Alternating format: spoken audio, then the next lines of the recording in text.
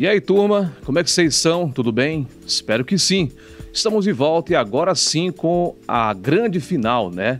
A grande final para sabermos qual é o melhor fone mais barato e bom por apenas 10 dólares. Eu acho que eu inverti esse negócio, não foi?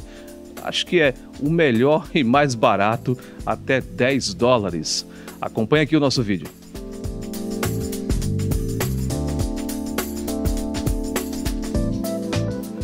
Muito bem, estamos de volta para cumprir aqui a nossa promessa, né? Nós dissemos que íamos trazer até aqui, então, o ranking dos 3 melhores fones que nós testamos aqui na série Bom e Barato até 10 dólares. Lembrando que nós vamos fazer uma outra série de 20 dólares, só que antes dessa nova série vamos trazer alguns reviews aqui de equipamentos que são interessantes para o dia a dia de vocês aí também. Como, por exemplo, vamos testar um lapela sem fio, que é a versão White Label da Ulanzi, tá? Esse fone é fantástico, mas eu quero testar ele junto com você, tá bom? Quero falar mais sobre ele no nosso próximo vídeo.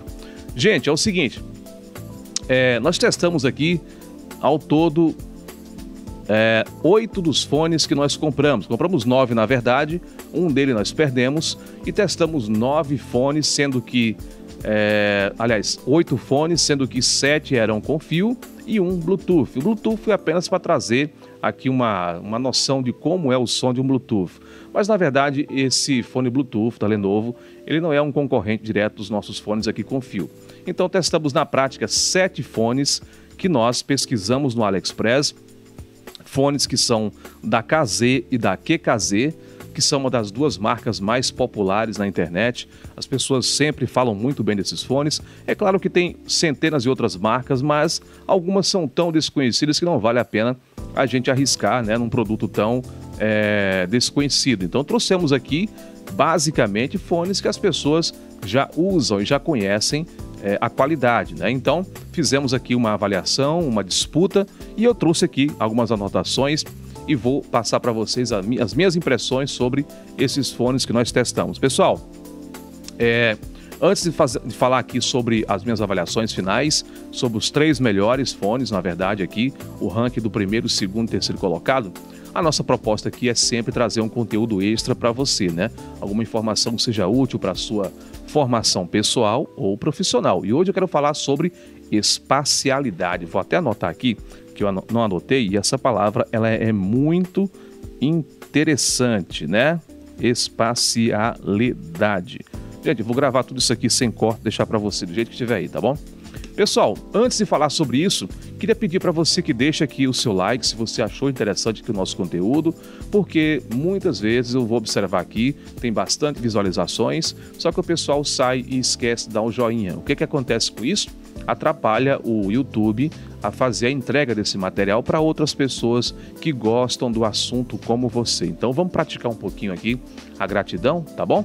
Deixa aqui o seu like se você gosta aqui do nosso assunto. Se os temas que nós abordamos aqui são temas que você gosta, deixe o seu like, tá bom? Se possível, inscreva no canal também, tá? Se quiser, pode deixar comentários, pode fazer perguntas, pode fazer críticas, tá bom? Mas tudo isso que você faz acaba ajudando o YouTube a entregar esse conteúdo para mais pessoas que pesquisam por esse mesmo assunto, tá, gente? Você não vai gastar nada com isso, é só clicar no botãozinho no seu celular aí ou no mouse do seu computador. Fácil, fácil, tá? 3 segundos para você fazer isso. 1, 2, 3, ok? Obrigado, então. Vamos lá, então. Vamos falar sobre espacialidade. Pessoal, como eu falei aqui em outros vídeos aqui no YouTube a gente vai encontrar muitas produções de conteúdo, e não quero aqui fazer crítica a ninguém, mas uma boa parte das pessoas que falam sobre fone, falam sobre áudio, são produtores de conteúdo, são pessoas que vão pesquisar sobre o assunto, tá? E vão absorver essas informações, vão transformar isso num conteúdo aqui no YouTube e apresentar para vocês. E é muito normal, tá? Fazerem algumas referências a fones de ouvido principalmente, que eu, por exemplo, desconheço, tá? Um cascudinho aqui. Por exemplo, essa palavra espacialidade, eu ouço muito em alguns canais que falam sobre áudio, principalmente sobre fone de ouvido. A espacialidade, ela existe no áudio, é um efeito psicoacústico, Se você observar aí, por exemplo, nas mesas de som, você vai ver que tem um botão de R e L, né? É um botãozinho que você pode girar para um lado e o som vai todo para um lado, girar para o outro, o som vai todo para o outro lado, ou deixar ele no meio e o som vai sair nas duas caixas, né? Na direita e na esquerda, ou no caso do fone de ouvido, do lado direito e do lado esquerdo do fone de ouvido. Isso, na verdade, é a espacialidade. A mesa de som, por exemplo, ela faz isso.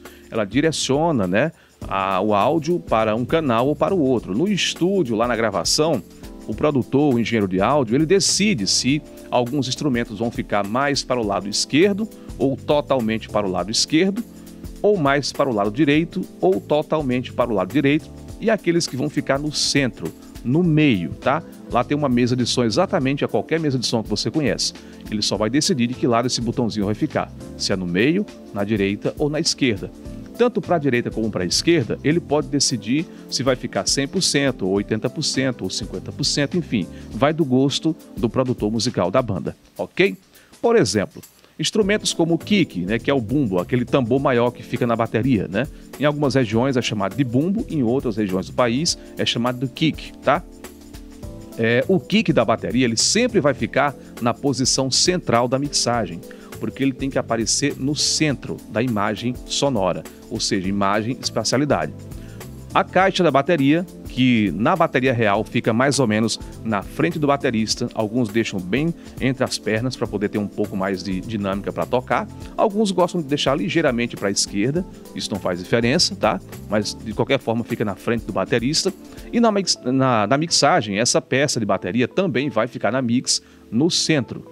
Algumas peças, alguns pratos, por exemplo, da bateria, que estão à direita ou à esquerda, o produtor vai também na mixagem direcionar ele um pouquinho para a esquerda e um pouquinho para a direita, para que quem está ouvindo a música tenha a sensação de estar tocando a bateria e estar ouvindo as peças exatamente nos locais onde elas estão. Guitarras, por exemplo, se tem 2 ou 3 guitarras, os produtores e engenheiros geralmente colocam algumas totalmente para a esquerda, outras totalmente para a direita e algumas ao centro. Geralmente as guitarras de solo ficam no centro da mix. Enfim, esse é o processo de definição da imagem sonora, imagem estéreo ou espacialidade da música. Eu digo isso porque eu vejo aqui algumas referências em alguns reviews de fone de ouvido a respeito de fone que tem mais ou menos espacialidade. Bom, eu não quero aqui entrar nessa questão, mas eu não atribuo essa qualidade, essa função, essa propriedade ao fone de ouvido, tá, gente? A espacialidade, ela já vem na própria música.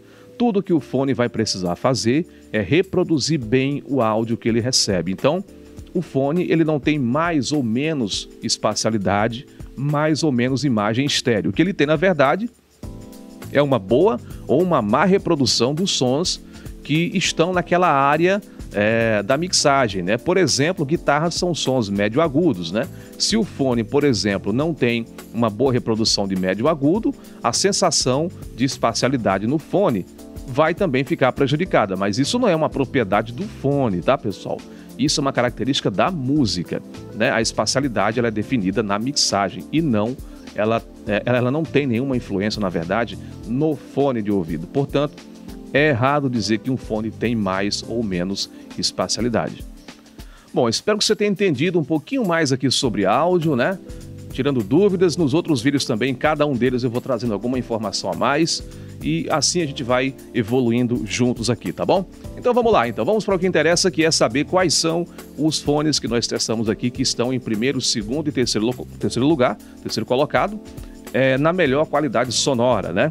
Nós compramos esses fones, pessoal, todos eles há mais de 2 meses, quando o dólar estava um pouquinho mais baixo, então eu vou sempre fazer referência aqui a dólar. Se ele aumentou ou diminuiu, infelizmente não temos mais o que fazer, mas estão na casa dos 10 dólares, estavam na época e com certeza estarão agora ainda, né? Embora nós vamos pagar um pouquinho mais em real por eles. Gente, é o seguinte, os nossos finalistas aqui, na verdade, nós temos 4 fones finalistas, embora tenhamos apenas 3 colocações, primeiro, segundo e terceiro. Eu trouxe aqui 4 fones porque 2 deles vão entrar na segunda colocação porque foi um empate técnico.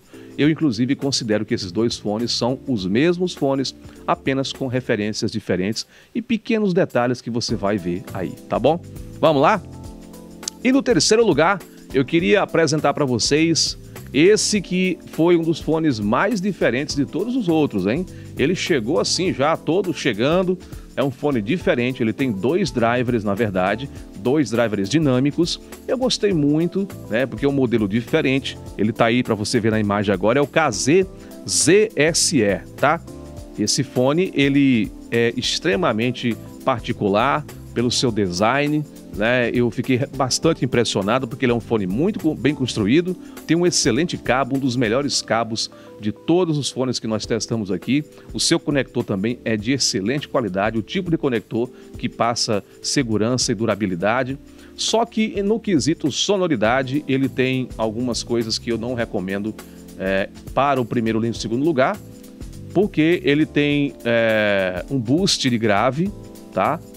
E de agudo, porém, nos médios, são médios muito cavados. Desses 3 fones aqui, aliás, dessas 3 categorias aqui, do terceiro, segundo e primeiro, ele é o fone que tem menos projeção de médios. E nessa região dos médios, pessoal, é a região que evidencia muito os vocais, masculino e feminino, solos de guitarra e de qualquer outro instrumento de sopro, né? Ou da maioria deles, porque estão nessa região dos médios, ou um pouquinho para o médio grave, ou médio, ou um pouquinho para o médio agudo. Mas essa região dos médios, pessoal, é uma das regiões mais importantes do fone, porque é onde vai trazer a clareza, né, das vozes. E numa música, as vozes, elas são o elemento mais importante. É aquilo que chama mais atenção numa música, são as vozes.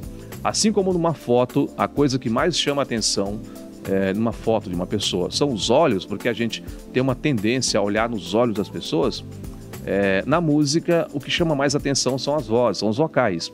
O fone pode ter bons graves e bons agudos, se ele não tiver bons médios, todo o resto fica comprometido, tá? É melhor que ele tenha poucos médios, aliás, poucos agudos, mas mantenha os médios definidos, porque os agudos não têm muito conteúdo que nos interessa, né? Eles são importantes na música, mas eles não são vitais para você ter uma boa audição. Você pode ter menos agudos e manter os médios bem projetados e ainda assim você vai ter um bom fone. Então, o terceiro colocado aqui da nossa lista é o KZ-ZSE,